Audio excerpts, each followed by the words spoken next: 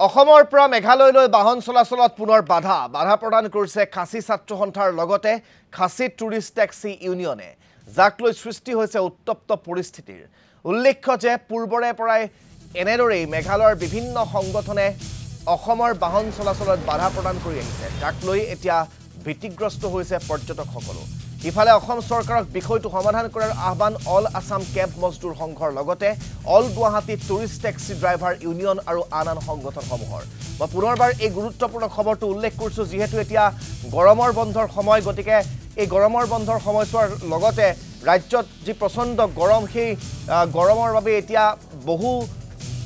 জনতা মেঘালয়লৈ গৈছে চেৰাপুঞ্জীকে ধৰি মেঘালয়ৰ বিভিন্ন প্ৰাকৃতিক সৌন্দৰ্যৰে ভৰপূৰ ঠাই ভ্ৰমণ কৰিছে তেওঁলোকে কিছু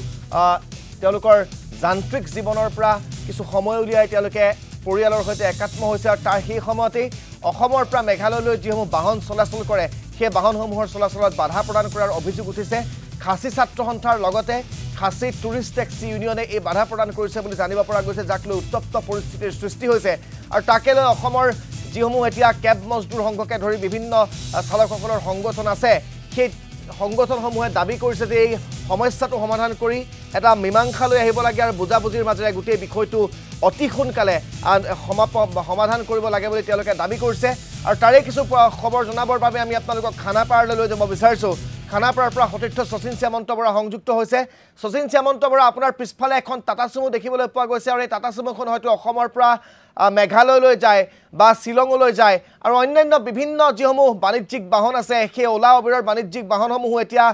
দেখিবলৈ পোৱা যায় যে দৈনিক শ বাহন শ্বিলং বা চেৰাপুঞ্জীলৈ যায় সেই বাহনসমূহৰ শ্বিলঙত প্ৰৱেশ বা মেঘালয়ত প্ৰৱেশত বাধা আৰোপ কৰিছে দুটাকৈ সংগঠনে তাৰ পিছতে এতিয়া প্ৰতিক্ৰিয়াৰ সৃষ্টি হৈছে অসমৰ সংগঠনসমূহৰ মাজত বা চালকসকলৰ মাজত এই গোটেই বিষয়টো সন্দৰ্ভত তেওঁলোকে কি কয় চৰকাৰৰ কি ধৰণৰ হস্তক্ষেপ বিচাৰে তেওঁলোকে হয় নিশ্চয়কৈ চাওক ৰাজীৱ বৰ্তমান সময়ত যিটো খবৰ সেই খবৰে সকলোকে বৰ্তমান আতংকিত কৰি তুলিছে চিন্তিত কৰি তুলিছে গৰমৰ বন্ধৰ দিন চলি আছে যিহেতুকে পৰিয়াল লোকসকল অলপমান বিভিন্ন ঠাইলৈ ফুৰিবলৈ যাবলৈ বিচাৰে তাৰ সমান্তৰালকৈ মেঘালয়ৰ বিভিন্ন প্ৰান্তৰ প্ৰাকৃতিক সৌন্দৰ্যৰ মনোমোহা দৃশ্যসমূহ উপভোগ কৰিবলৈ বিচাৰে কিন্তু তেনে সময়তে এক বেয়া খবৰটো আহি পৰিছে কাৰণ বৰ্তমান সময়ত অসমৰ পৰা যিসমূহ বাহন মেঘালয়লৈ যাব সেই বাহনসমূহক বাধা প্ৰদান কৰিছে খাচী ইউনিয়ন ছাত্ৰ সন্থা তাৰ সমান্তৰালকৈ আন সংগঠনসমূহে তেওঁলোকৰ দাবী যে ইয়াৰ পৰা গাড়ীসমূহ ঠিকেই নিব কিন্তু ছাইড যিসমূহ বিভিন্ন প্ৰান্তলৈ ফুৰিব নিব লাগিব তেতিয়া তেওঁলোকে নিজৰ গাড়ীতে যাব পাৰিব অৰ্থাৎ বৰ্তমান সময়ত অসমৰ পৰা যিসমূহ গাড়ী সেইসমূহ বাধা প্ৰদান কৰা হৈছে আৰু যাৰ কাৰণে বৰ্তমান সময়ত এয়া খানাপাৰাত বৰ্তমান উপস্থিত আছোঁ খানাপাৰাৰ যিসকল চালক আছে বিশেষকৈ অসমৰ যিসকল চালক সেই চালকসকলৰ মাজত এক উত্তপ্ত পৰিস্থিতি বিৰাজ কৰিছে এনেকৈ বৰ্তমান সময়ত শাৰীকৈ খানাপাৰাত যিসমূহ গাড়ী সেই গাড়ীসমূহ ৰখাই থোৱা হৈছে আপোনালোকে অনুমান কৰিব পাৰিছে এই সময় সেই গাড়ীসমূহ যিসমূহ দৈনিক মেঘালয় চেৰাপুঞ্জী শ্বিলং বিভিন্ন প্ৰান্তত তেওঁলোক যায় তেখেতসকলে পৰ্যটকসকলক অনা নিয়া কৰে কিন্তু বৰ্তমান সময়ত তেওঁলোক ইয়াতে ৰৈ থাকিব লগাত পৰিছে কাৰণ তেখেতসকলৰ যিসমূহ বাহন বিশেষকৈ একমাত্ৰ অসমৰ যিসমূহ বাহন সেই বাহনসমূহ যোৱাত বাধা আৰোপ কৰিছে মই উল্লেখ কৰিছোঁৱেই খাচী ছাত্ৰ সন্থা তাৰ সমান্তৰালকৈ বৰ্তমান সময়ত আন সংগঠনসমূহ আৰু বৰ্তমান সময়ত উত্তপ্ত পৰিস্থিতি বিৰাজ কৰিছে চালক সন্থাৰ বিষয়সকল আছে মই তেখেতসকলক কথা ক'বলৈ চেষ্টা কৰিম মই দাদা আপোনাৰ কাষলৈ আহিছোঁ এই ঘটনা এইবাৰেই নহয় আমি দেখিছোঁ প্ৰত্যেক বছৰে এনেকুৱা ঘটনাবোৰ সংঘটিত হৈ আহিছে আৰু আপোনালোকৰ বহুখিনি সমস্যা হৈছে এইটোক লৈ হয় নিশ্চিতভাৱে আমাৰ সমস্যা ডাঙৰ কথা আটাইতকৈ ডাঙৰ কথা আমি শংকাৰ মাজেৰে প্ৰত্যেক বছৰে মেঘালয়ক এই সেৱাটো আগবঢ়াই আছোঁ প্ৰথম কথা আমি মেঘালয়ক সেৱাটো কি কাৰণত আমি পৰ্যটকৰ বাদে আমি মেঘালয়ক সেৱাটো আগবঢ়াই থকা বুলি এই কাৰণতে কৈছোঁ মেঘালয় চৰকাৰে এইটো কথা অনুভৱ কৰা উচিত আমাৰ জৰিয়তে আপোনালোকে কিন্তু পৰ্যটকৰ পৰা যিটো আপোনালোকে ৰেভিনিউ পাব লাগে সেই ৰেভিনিউটো কিন্তু আমাৰ সহায়ৰ জৰিয়তে কিন্তু আপোনালোকে পাই আছে গতিকে আপোনালোকে যদি এই ধৰণৰ কৰ্মকাণ্ড কৰি থাকে তেতিয়াহ'লে কিন্তু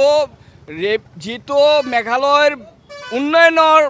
যিটো ধাৰা সেইটো কিন্তু স্তব্ধ হৈ যাব গতিকে আপোনালোকে সেইখিনি কথা অন্ততঃ অনুভৱ কৰক বাৰে কৈ আছোঁ আপোনালোকক বাৰে কৈ আছোঁ যে আপোনালোকে এই ধৰণৰ প্ৰত্যেক বছৰে আপোনালোকে এটা সূচনা কৰে আমাৰ গাড়ীবিলাক ভাঙে গাড়ীবিলাকে অসমৰ গাড়ীসমূহ কিয় বাধা প্ৰদান কৰে তাকে কৈ আছোঁ অসমৰ গাড়ী কিয় আপোনালোকে বাধা প্ৰদান কৰে গাড়ীখন ভাঙে মেঘালয় কি জংঘল ৰাজ চলি আছে নেকি ভাই আপোনালোকৰ মানে কি মেঘালয়ত কি ধৰণৰ চলি আছে আজিৰ তাৰিখত কোনো মানে আপোনালোকৰ শিক্ষিত সমাজ নাই নেকি মেঘালয়ত শিক্ষিত মানুহ নাই এই বিষয়টো চৰকাৰক অৱগত কৰিছে নে আপোনালোকে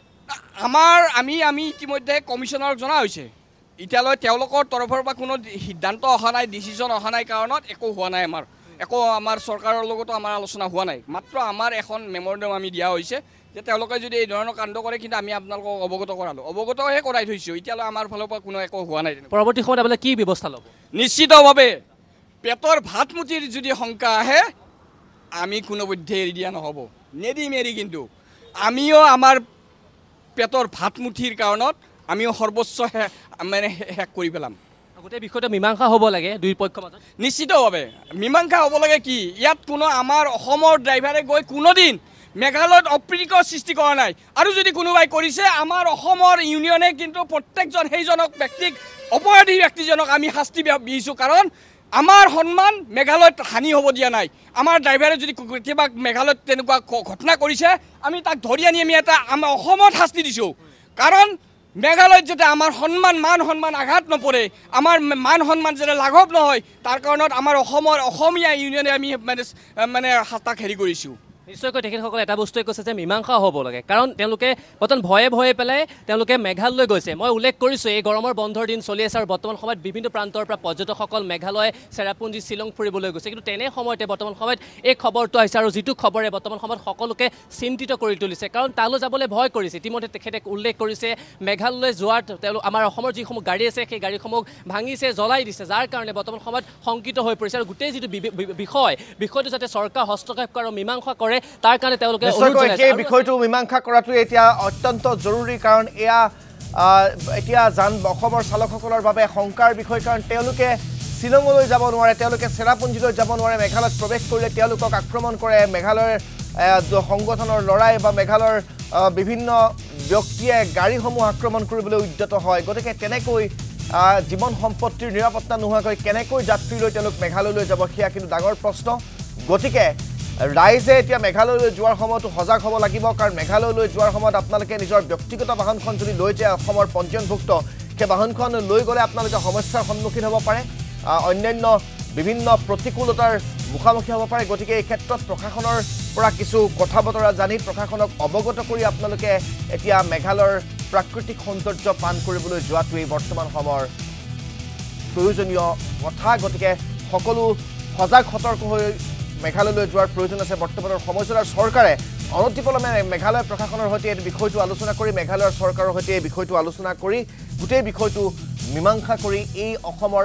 খাটিখোৱা চালকসকলক ন্যায় প্ৰদান কৰিব লাগে, সেয়া কিন্তু এই মুহূৰ্তত অতিকৈ গুৰুত্বপূৰ্ণ।